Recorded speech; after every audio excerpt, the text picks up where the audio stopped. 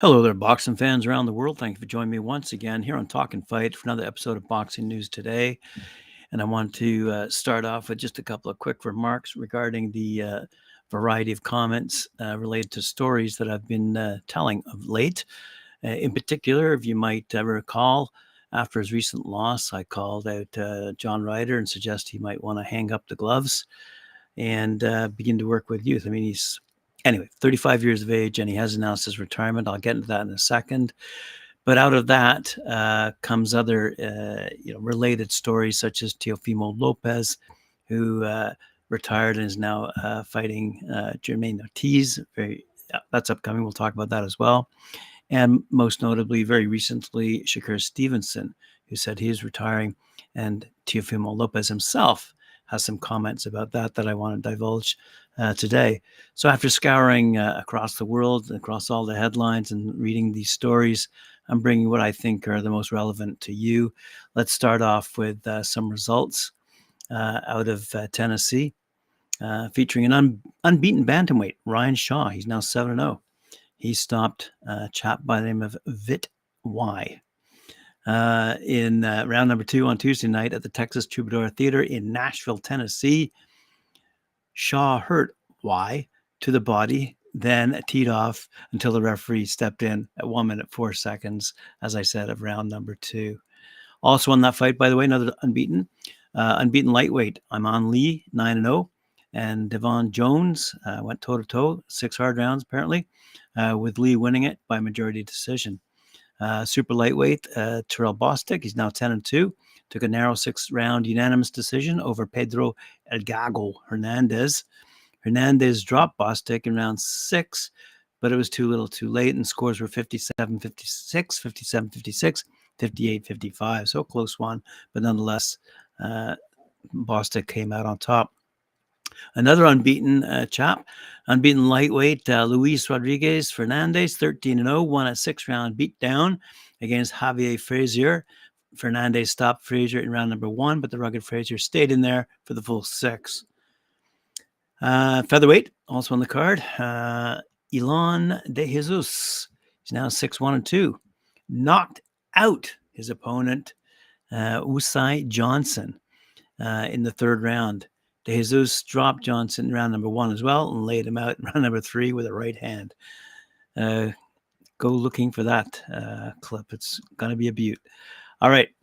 WBO junior welterweight champ, as I mentioned before at the opening bell here, Teofimo Lopez, 19-1, will defend his world title against Jamaine Ortiz, 17-1-1, on Thursday night. That's coming up soon at the Michelob Ultra Arena in Mandalay Bay Resort, down in Las Vegas. The fight will take place 3 days before the Super Bowl in the very same city. The Lopez-Ortiz matchup is going to be broadcast on ESPN, ESPN Deportes, and ESPN Plus. Said Lopez, I'm a big clown of the sport of boxing. I've got to make everyone laugh. I've got a big nose for a reason. It's great to be back. I'm glad to see the talent's coming through, but this is only the beginning for me. I'm 26 years young. I'm not even in my prime yet. We've had a tremendous dance partner, and he's wanted this fight for a while, and we're doing our thing. Said Ortiz, quite the opposite, I think. He goes, there hasn't been respect. It's a fight. I'm coming here to take his head off.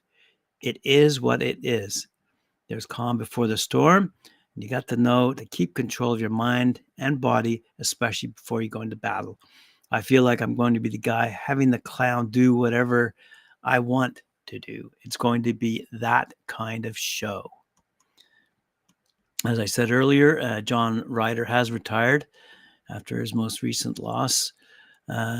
Anyway, he did make a personal mention on social media, of course, but at least he had the guts to stand up and say, hey, man, I've retired from boxing, but not entirely, because he is going into the gym as a coach, the Matchroom gym, that is. He did take the time out to thank his whole team. We often talk about fighters going into the ring on their own. They don't. They have a team that supports them, especially in professional ranks. And he took the time out to thank Matchroom, especially Eddie Hearn, Barry Frank, his trainer, manager Tony, and Charlie Sims, as well as strength and conditioning coach Dan Lawrence. So, it is important to realize that when these guys do decide to retire, it is a serious decision, and they have to make it public so that these chaps and ladies who are working with them understand that they too can move on and focus on other fighters in their stables, as opposed to fighters making announcements on social media, or fighters who don't make any announcement whatsoever and just sort of drift away, leaving their team dangling without knowing what is really in the cards for the future. So in this respect, I'll tip my hat to John Ryder. He gave it his all. He said his final comment was, although my professional career as a boxer is now over, the sport won't be able to get rid of me that easily. And I look forward to officially starting my new career as a coach, working alongside Tony at the Matchroom Gym very shortly. There's no place like home. So some good comments, some fair comments, some respected comments out of John Ryder. Some news out of Riyadh, Saudi Arabia. It's been reported that South Africa's number one fighter, Kevin Lerena, he's 30-2, and is the WBC interim bridgerweight champion, will be fighting at the Kingdom Arena in Riyadh on March 8th when he meets unbeaten Australian heavyweight Justice Huni, 8-0. On the undercard of the Anthony Joshua versus Francis Ngannou heavyweight fight. The current WBC bridgerweight champ is Lukas Rosinski, 15-0, from Poland, who's reportedly scheduled to face Oscar Rivas in Colombia on August 13th. So despite being one of the two top fighters in the bridgerweight division, Lerena, he's 31 years of age, has decided to move up in weight class to the heavyweight to fight and keep busy, quite frankly, and earn a good purse, I might add, on the international stage, and going up against some pretty decent competition. As I said, Justice Huni, he's a great fighter. We've been following him for a long time from down under, and he's going to make it's going to be a great fight. Let's put it that way. Speaking of great fights and great fighters, a good story out of Japan, the Shigeoki brothers. They're going to defend their belts together. Says our good friend Joe Kazumi out of Tokyo. The unbeaten Shigeoki brothers will make their second defenses on the same bill in Nagayo, Japan, March 31st. WBC minimum champ Yudai Shigeoki, he's 8-0, by the way, 26 years of age, will risk his belt against Filipino ex-titleist Melvin Jerusalem, 21-3. Also, IBF 105-pounder Jinjiro Shingioka, he's 10-0 with one no decision, by the way, 24 years of age, will put his belt on line against another Filipino, Andales. So good stuff. And that rivalry continues, by the way, that we've been following for a long, long time between Japan and the Philippine fighters. Good stuff. Let's have a quick note here to move down a bit and move on to the WBO, who's issued a statement regarding banned substances. I'll just read you the keynote here. WBO advisory notice. Please be advised that in the event any WBO champion, male or female, test positive for any banned substances, it is not necessary that the WBO demonstrates intent, fault, negligence, or knowing use of the fighter's part, considering that it is the fighter's duty to ensure that no prohibited substances enter his or her body. Fighters are fully responsible for any prohibited substances found to be present in their body. So, powerful words. All right. Speaking of words, here comes Teofimo Lopez. I said earlier, he said, with respect to retirement at a press conference held recently, he believes that Shakur Stevenson's decision to retire was based on his unwillingness to accept a pay cut from Top Rank after his lackluster performance against Edwin de los Santos.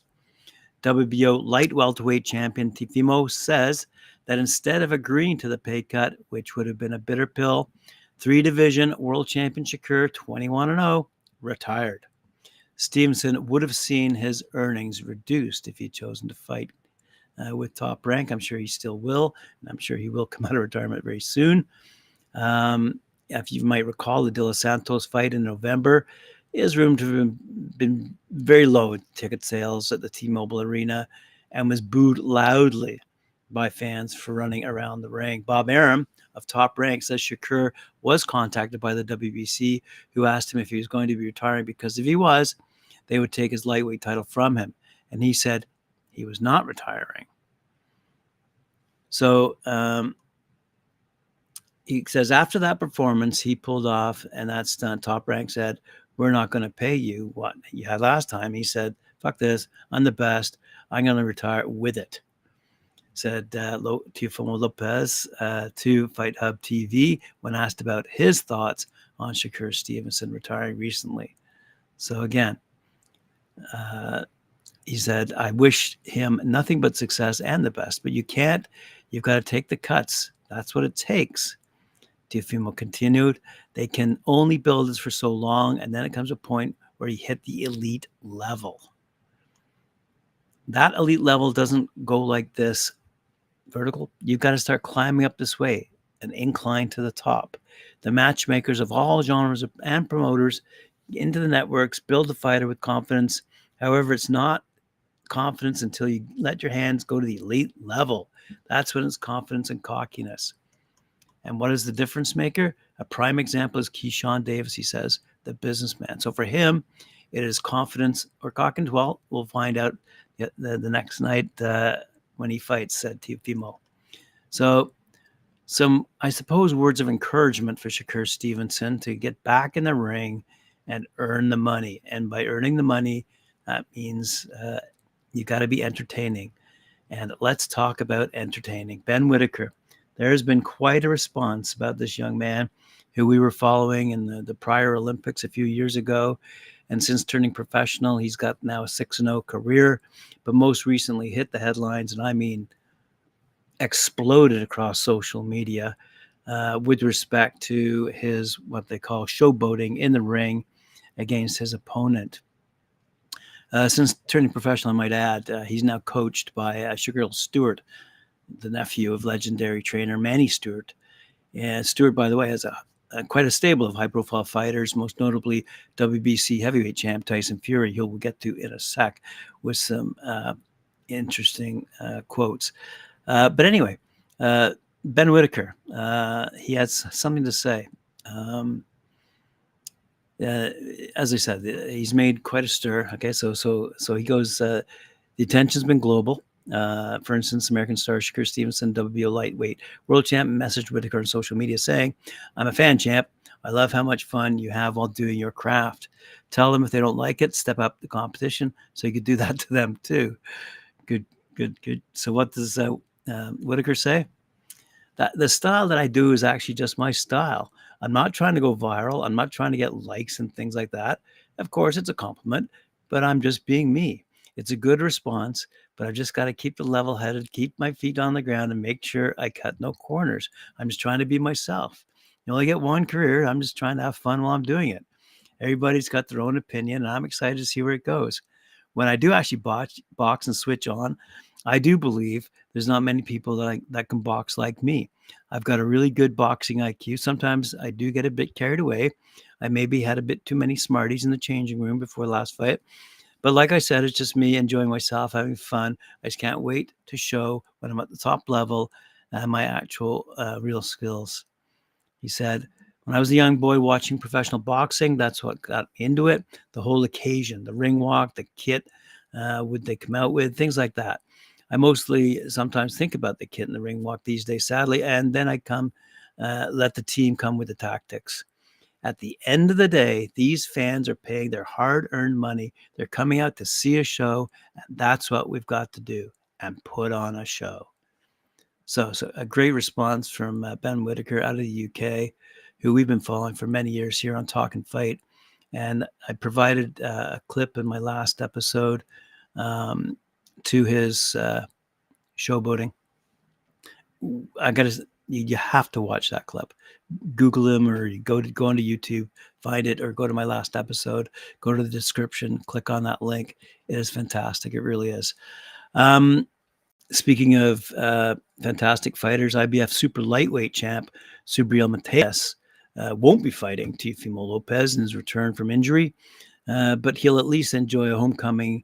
El Nuevo Dia reports, and Jake Donovan confirms the plans are in place to put Matias against Liam Paro this summer in the former's native Puerto Rico. Per El Nuevo Dia, the fight is 90% done, and Paro, 24-0, by the way, 15 knockouts, has accepted all the terms.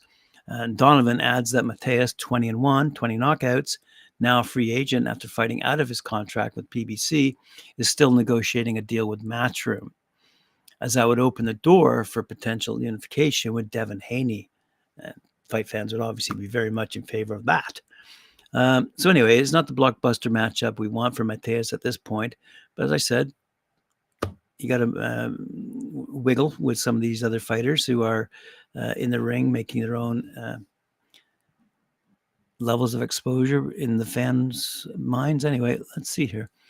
Paro is a very credible opponent, says this writer on badlefthook.com, by the way. Wow. Okay, not to mention Matias, fifth undefeated for the last 6 fights. The 27-year-old Aussie is on a career best run after clobbering Brock Jarvis in 2022 and subsequently beating down Montana Love last December.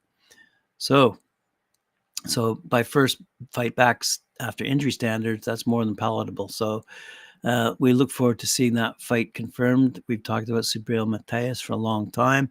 It's be good to see him getting back in the ring and smacking some people around again. All right, let's have a quick look at other people who are smacking people around. That would be Tyson Fury. Out of boxing 247.com, our good friend James Slater writes, right now, all fight fans, all boxing experts, and plenty of other people in between are asking one question.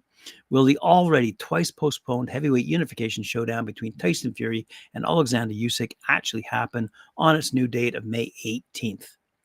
So many people seem to doubt it will, and with good reason. If a fight can be postponed twice, why not a third? Also, as numerous fans have posted on various forums, there's a real sense of the Usyk-Fury fight being cursed, as in cursed to never happen. We've seen it before, but under different circumstances, with the massive, too big and too lucrative for it not to happen, Lennox Lewis versus Rick Bowe fight, ultimately failing to go down. And who can really blame so many people for feeling it will be same with this heavyweight blockbuster? Without a doubt. Fury, as we all know, bailed on the December date. After that, he was lucky not to have his arse handed to him by pro boxing debutant Francois Ngannou in their October battle. And then Fury suffered a freak cut in sparring, as I mentioned the other day. And this, seeing the February 17th date come crashing down. Usyk and his team are taking no chances regarding the May 18th date, by the way. You may have read how Turkey Al-Sheikh has put in place a clause that will see either Fury or Usyk, if they pull out of the new date, May 18th, have to pay a whopping fee of $10 million. And let's not even go there as far as what would happen if either guy suffered a genuine and 100% legit injury prior to May 18th, such as a broken hand, and was rendered unable to fight. But according to Usyk's manager, Aegis Klimas, it was their idea, but their demand. But this clause was put in place, with both unbeaten heavyweights agreeing to it. It was our request when negotiating. Klimas said of the enormous $10 million penalty. We said to the Saudis, if you're going to move the fight, make sure you include the penalty. And Al-Sheikh apparently agreed to the terms. Why wouldn't he? So again, to ask the questions on everybody's lips, will the third date prove productive, or will the gargantuan fee of $10 million have to be forked out due to one of the two fighters pulling out? Well, you can offer your comments at any point upon hearing this, but let's hear from Tyson Fury himself, who made a brief announcement to the press, I suppose, that's going not viral because not too many people are interested in what could be, should be, might be. But then again, let's see what Tyson Fury has to say about all this. He goes, after this upcoming fight in May against Usyk, he goes, then I'm going to fight AJ at least once, maybe twice if there's a rematch. That's if he wants one after the first battering I'll give him. And after the domestic dust-ups with AJ, Fury plans to exact revenge on the man who gave him his biggest Blacks Divide, his undefeated career. That would be Francis Ngannou. And then he continues, then I'm going to fight Ngannou again. And that's just the start. So Tyson Fury, by all accounts, is ready to get back in the ring, stay in the ring, and retain his championship status after taking all the belts, apparently, if he in fact fights Usyk on their new date of May. So there you go, fight fans. All the news fit to print. Thanks for joining me once again. I really appreciate it. I'm on at 11 a.m. Eastern Time, Monday through Friday, here on Talk and Fight. Remember to like, share, subscribe, and do hit that notification bell. I'll see you again in 24 hours.